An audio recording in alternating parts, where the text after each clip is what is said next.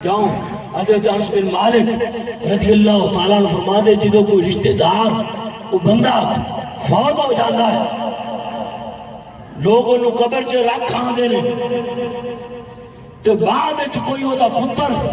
او دی کوئی تھی او دا کوئی رشتہ دار او دے اتے صدقہ اور خیرات کرتا ہے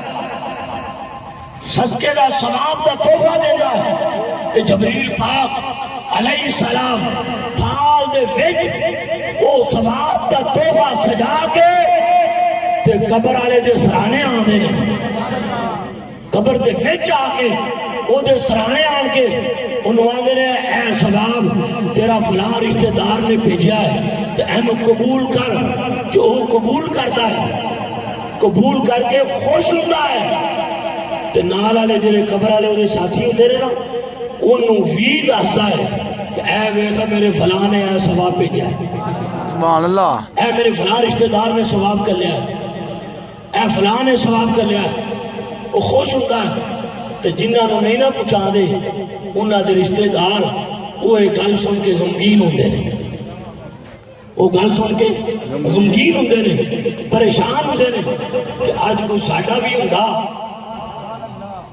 اے یارا گل سمجھے جو میری دے دے سارے ہی نا وہ آنا میرا کو آج ہوندا تو میرے پیچھے بھی کر دے میرے پیچھے بھی کر دے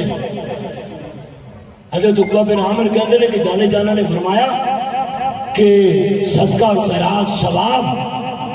مومن دی قبر دی گرمی دور کر دیتا ہے سبحان اللہ مومن دی قبر دی گرمی دور کر دیتا ہے اے میری گل سن کے اس کو ہلکا نہ لیا جائے جنہیں دوست بیٹھے ہو اے سارے دوتے لازمی ہیں کہ جنہیں بھی تھوڑے عیسیٰ کاروں کو فوت ہو گئے نے انہوں نے ثواب کا تحفہ پہنچایا کر جی پہنچاواں گے انشاءاللہ انشاءاللہ پہنچاواں گے انشاءاللہ یقین جانو